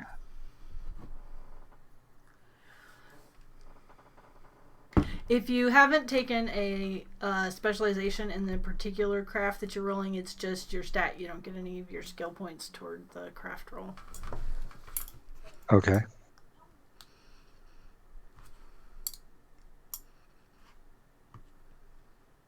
But with Lucha, that's still a pretty high number. Well, and I'm not quite sure what that exact craft would be then. It would probably be like leatherworking. Okay, because I do have leatherworking, pottery, Oh, okay. tailoring, and leatherworking. Okay. Which I figured it'd either be tailoring or leatherworking. All right, You need to take up needlepoint.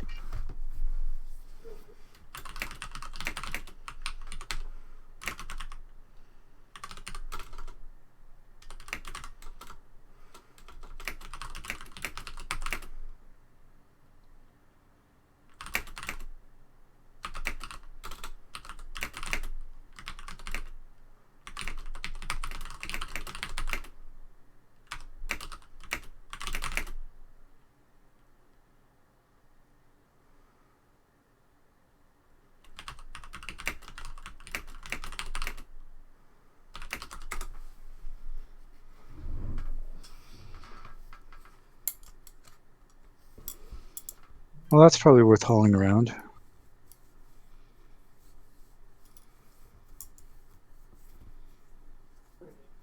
Will it all fit comfortably into the canoe with 5 bodies?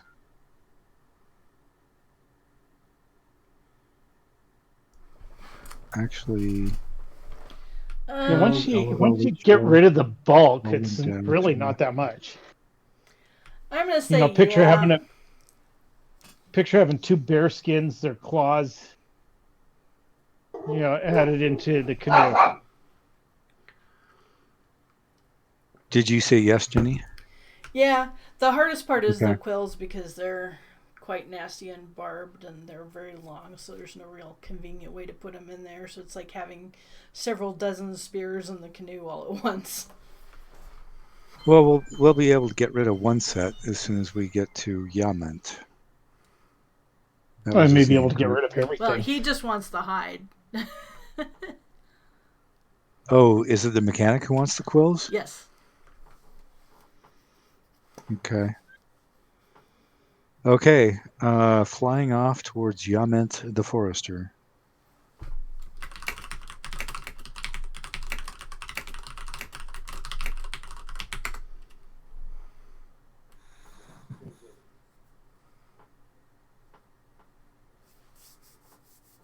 I have come to like the phrase "without too much trouble."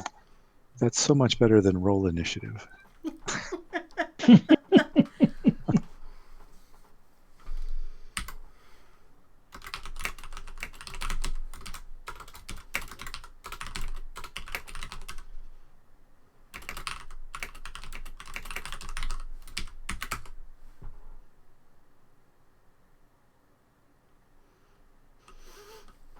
There's no difference.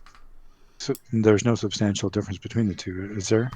Well, one of them's male, one of them's female. I don't know whether that matters. We'll say one of them's slightly larger, but you don't think it's really gonna make much of a difference in value. They're mostly valuable as trophies, or if someone really, really rich wants like a ridiculously ostentatious cape.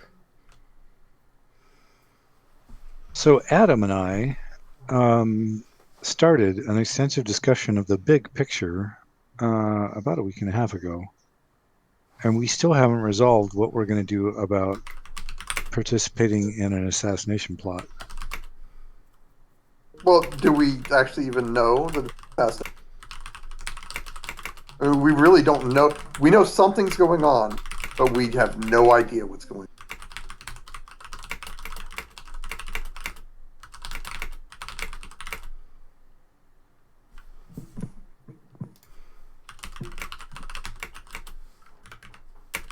It seemed to me from the email thread like we were leaning towards trying to sabotage the assassination plot.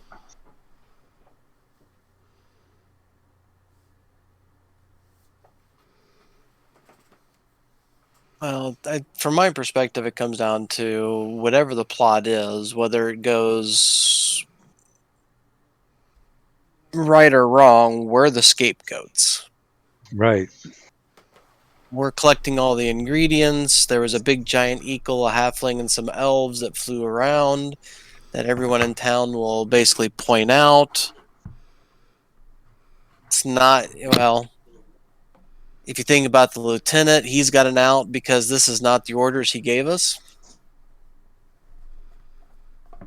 So we were obviously acting on our own. I would be inclined to rely on the political skills of Golwyn's mom. We should tell her everything and ask her to communicate with whichever prince she feels is most appropriate to A, apprehend the people behind the plot, and B, ensure it is not effective. Yeah, the other option is that we could have the mechanics lackey or whoever. Better yet, we could have the mechanics guard come up to pick up the quills if he thinks it's that important at Elfholm in front of a bunch of people. Yeah, like in a really public place where there's a ton of witnesses. Yeah, we provided a service for him. We had to return to Elfholm. We have his quills. If he really needs them that bad, please send your guard up to come pick him up. I wouldn't trust anybody other than him. Meet us in the market square at noon, or actually, whenever Elven Siesta is not, when the elves are going to be most active. Yeah. Keep in mind that pretty much the guard is probably in on it because the way him and the mechanic were acting. Yeah. Even if he is in on it, everybody saw him come pick up the quills that the mechanic requested from us. So we're going to be in an area with a lot of people. Here's the quills that your master asked us to fetch for him, throughout our adventuring. We're not sure what you're going to do with them, but here you go. Here's your pile. Lots of witnesses. And I like that plan. In addition, Golwyn is studying for finals. I don't think all of us need to be scapegoats. We could just have Golwyn do all the legwork since he's not here. Well, and I'd also keep in mind that Elendal, you've got a lot on the line because if this is an assassination attempt, and depending on if the outcome is favorable or not, it's again pointing back to this group, and I don't know what your relationship between, if it's spiteful or not, between Golwyn's mom and you. And oh, by the way, you're a member of the Adventurers Guild, so this was obviously a plot by the Adventurers Guild to get back at the elves. Right. Which could start a political event that's even greater than just the elves, and you're the scapegoat for that. I do like the idea of conducting these transactions as publicly as possible.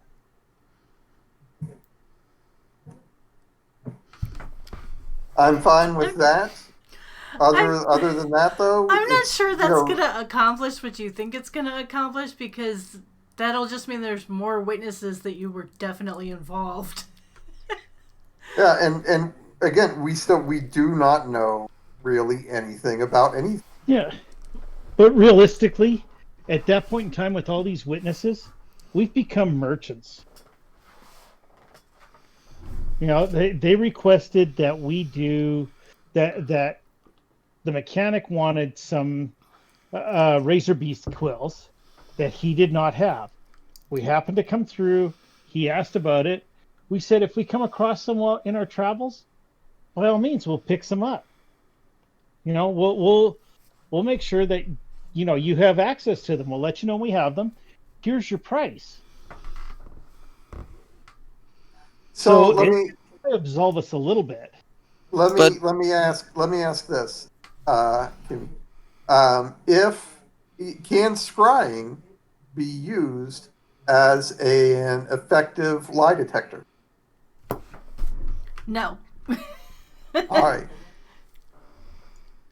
Yeah, and keep in mind, I mean, you could like try to scry someone to see what they're saying when you're not there, to see if their story matches up with what they're doing otherwise, but it doesn't give you any special ability to say this person is lying or not.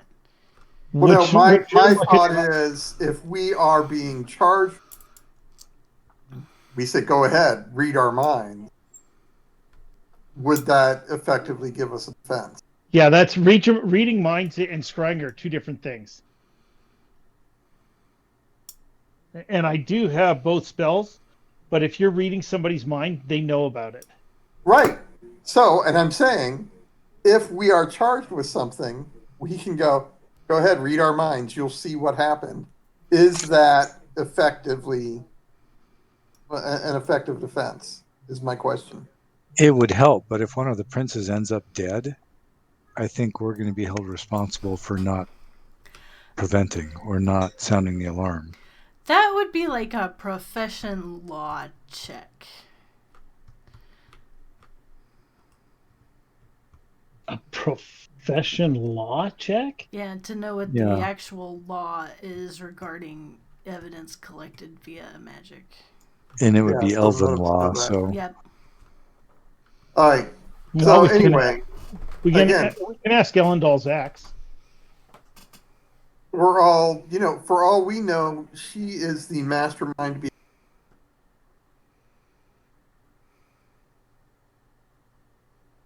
I think odds very low, but we know we're in the middle of something. We don't know for sure what it is because it could be a kidnapping. It could be anything. It may not be something bad at all. We're making some assumptions. It could be just the GM trying to mess with their minds. And yeah, and which is remarkably easy. and Yes. as Jenny pointed out, we don't know which side is the good side. I would be inclined to let I've forgotten her name. To let Goldwyn's Denalisa. mom, Denalisa, yeah, I would be inclined to let her know everything that's going on and ask her advice on how to proceed. I don't have a problem with that. I'm just saying,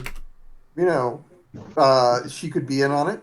She could inadvertently go talk to somebody who is in on it, but she doesn't know because she could go to them for, information, and then that just makes it even worse for us. We don't know anything about anything. Or it could make it better. We do need to try and get more information.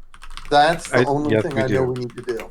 I think she is far and away the most politically skilled and political insider of all of the elves we know. Yes.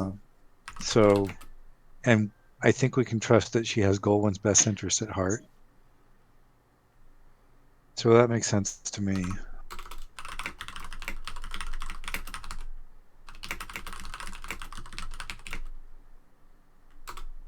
So I think there's our decision. We're back to Elfholm.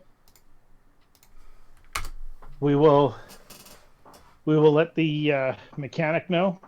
We have his quills. Send his guard. Because that's the only one we trust. How are you letting him know?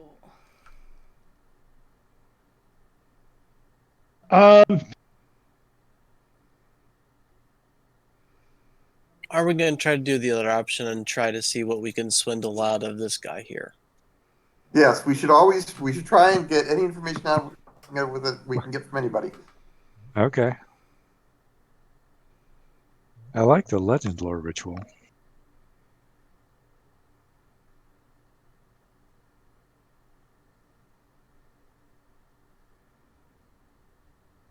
Okay, so the first thing we're going to do is see what information we can get from this guy.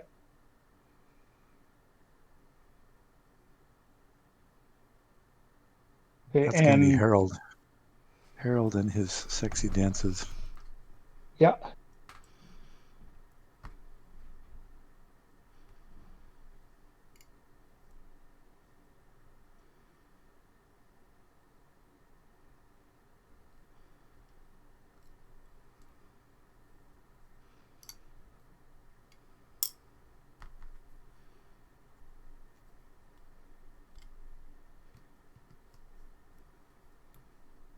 I could use a rest. I'm down to like a quarter of my spell points.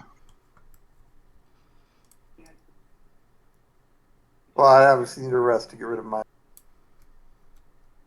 injuries. Right. Well, again, I'm thinking if we can get back to Elfholm, we can rest there. And even if we have to wait a day or two to send messages to this guy. This was our last stop, right? Yeah. Yes. So rather than going back to the mechanic, we go back to Elfholm. Yeah. Yep. And send word to the mechanic. Yep. But we'll wait a day or two until we're fully rested. There's got to be some poor group of sods that have nothing better to do than traipse messages all across the realm. Well, I mean, I could do it telepathically, but I want to wait until we're fully rested. Yeah.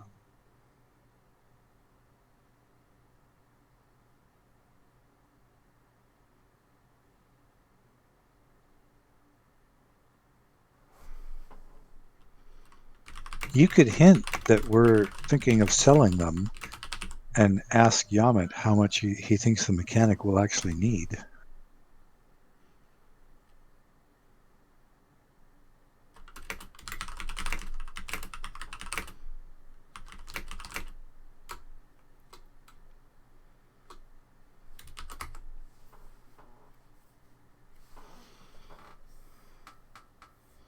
Well, I think this is a good place to stop. It's 20 after 11. Right. And all that I'm saying is, are we agreement that we're going back to Elfholm? We're going to rest for a few days to make sure that we're 100% on everything. I am. I think that's a good plan. After Harold is... How much time do we have left for when the mechanic wanted things that he said he reward us for getting stuff to him? You've got 2 days left. And our ultimate deadline is the Great Hunt, which I thought was 2 weeks away. Well, the mechanic told you 5 days, so. So we've okay. got a chance at some loot, and I know Lucha is a loot whore. Yep. So we got a chance at getting some loot from him if we go and take it to him.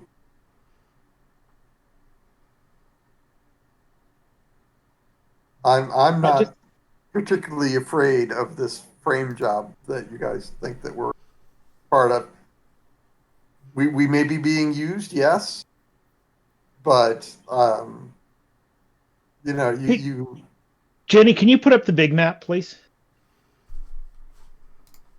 I don't know if there's a way that we can do it or. Which big map? if this machine that the mechanic is together is part of this thing, I do not see how anybody is going to pin it on us and he walks free. I do not see how that happens. Is this where we are right now? Yep. Yeah, party. And Elfholm is here, which is even closer than where the mechanic is. And this looks to be like this brown area. That looks to be like some kind of, well, it looks to be what it says, the King's Road. Uh-huh. So we could literally travel to Elfholm, I will send a message to the mechanics saying we have your quills. We, because of injuries, we need to return to Elfholm. Please send your guard to pick up the quills. There you go. With our reward for getting them. Yeah. He was in Ulhurin's Green, correct? Yep. Okay. Sounds good. So we'll say, trying to think of how to word this, but please send your guard to come pick. Please send your guard with suitable compensation to come pick up. I don't know, how many quills do we have for him? 30, 20, 12? Because we got 2 hides worth, but we're pretty sure we can sell some of those. I'm not sure what you mean. Well, we're only going to give him like half. Yeah, about 16 of the large quills. No, I was reading the. I was reading the exchange between Harold and Yament.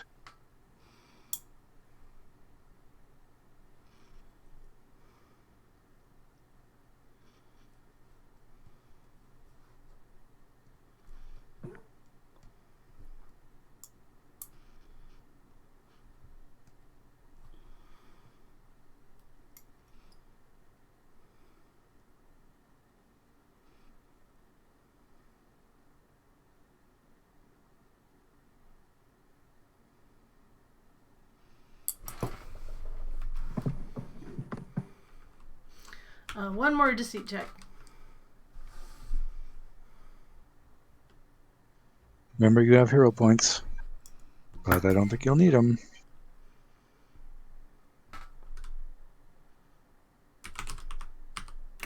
Well, if only I could bargain song myself, that'd be awesome. That would be cool.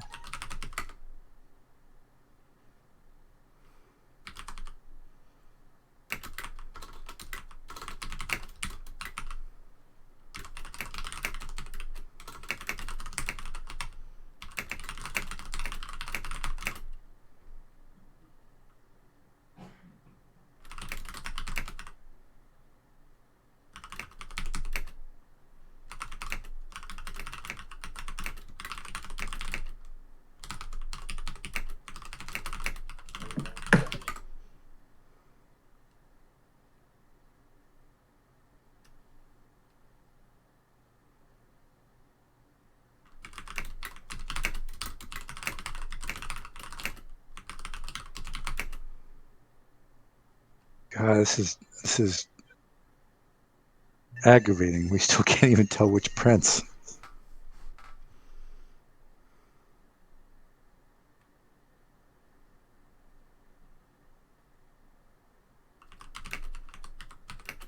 Well, from this, I would assume that whichever one has more power is the one being undone.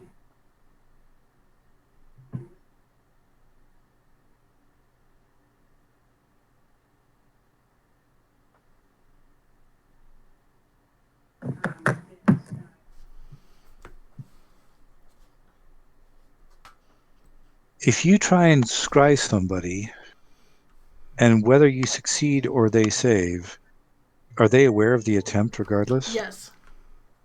Okay. But not necessarily who is attempting. Well, dang it.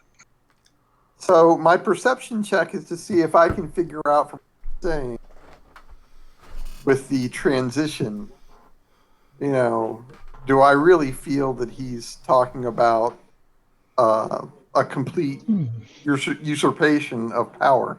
So there will only be one prince in charge after this.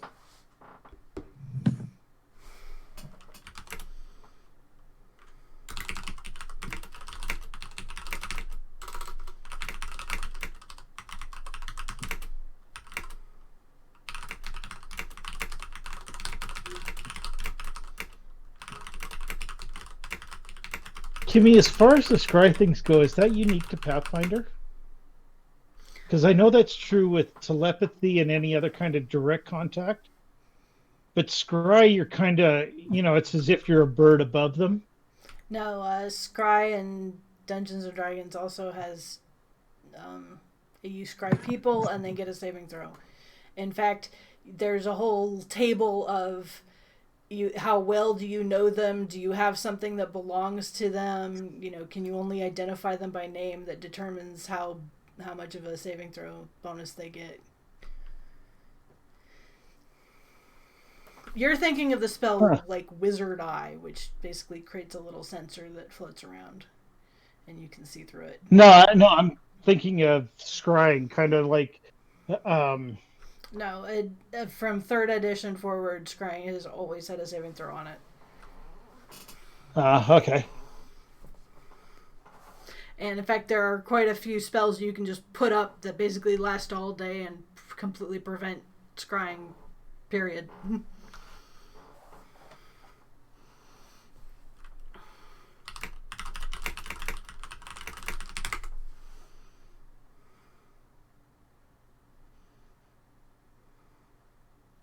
Okay. Huh. Okay.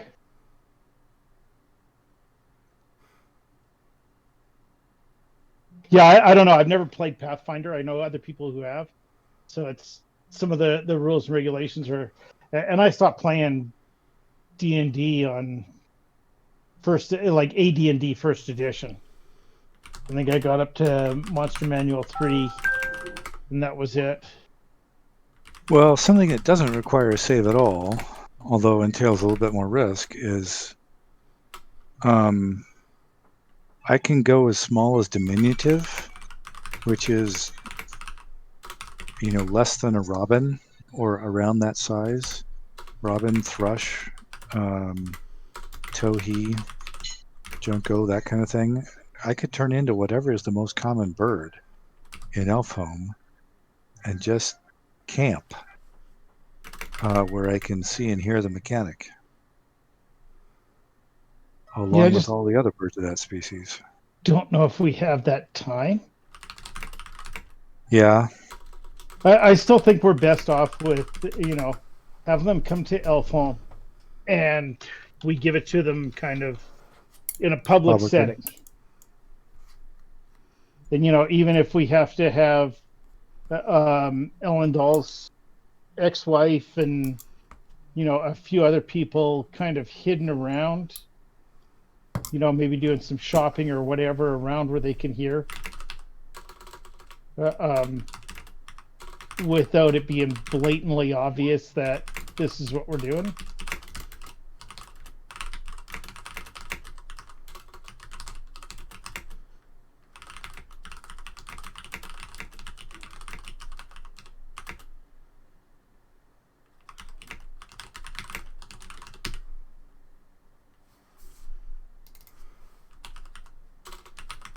So does everybody kind of agree with that so we can move things on and Yep.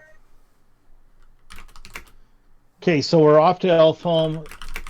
As soon as we get there, I'll telepathically send a message to the mechanic.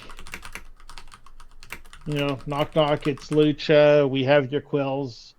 Will you accept this message from me? That sounds good. And the response is, no, I won't. I'll pick you up at the phone booth at the corner of 6th and 9th. The old collect call thing. Huh. Didn't you ever have to do that? So he's talking about removing all the royals. All right. So, yeah. So now we're getting a little bit more of what's going on.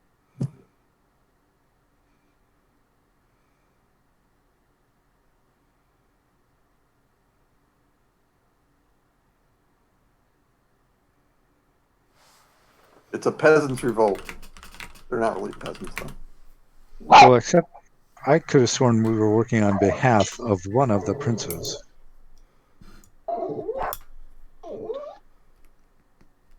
They could feel that it's best to break the system. We just had a president here in the United States who really wanted to break everything. wasn't entirely unsuccessful. He's definitely fractured a bunch of stuff. Okay, so again, are we in agreement that we're going to Elf Home? Yeah, Sure, as soon as yeah. Harold's done talking to Yament.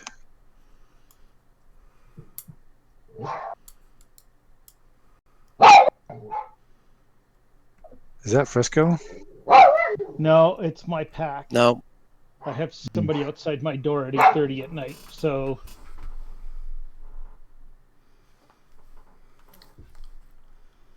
To be honest, I don't know what to ask to get them to really spill the beans here. I mean, I still feel like we're just running in circles, so I Yeah, guess me I'm too. done. I don't know how to winnow it out of them.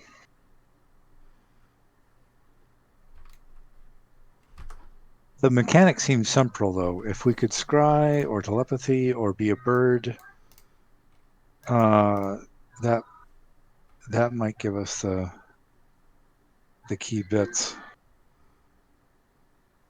Well, as soon as we leave this guy,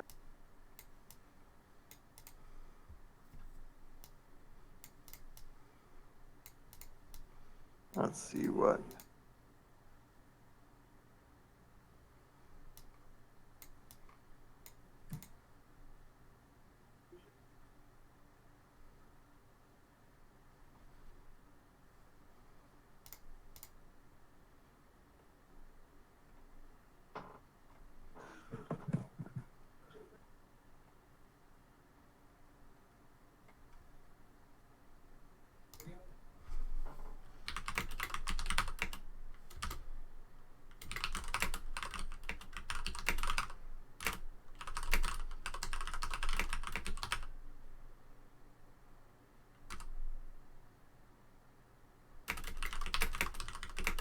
We need to, with 2020 hindsight, it would have been helpful to get somebody into their cups and then have the discussion.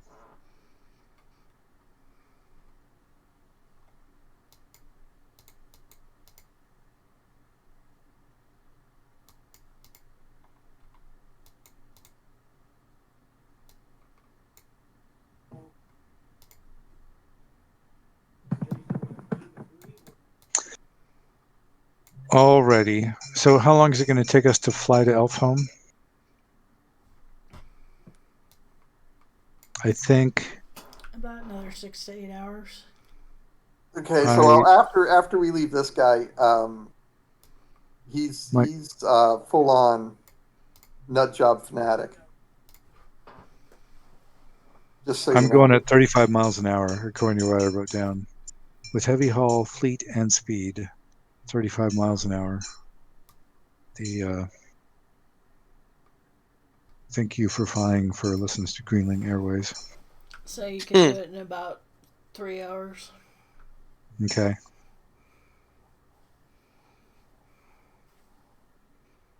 And then we'll rest and let Lucha send his message, and that's probably a good place to knock off. Everybody's in next week, right? Uh-huh. Yep. Okay. All right. Good night, everybody. All right. Thanks for coming. Thank you for running, Jenny. No. okay, yeah, thank Good you. night. It's fun, excellent session. Yeah, it was fun. Thanks.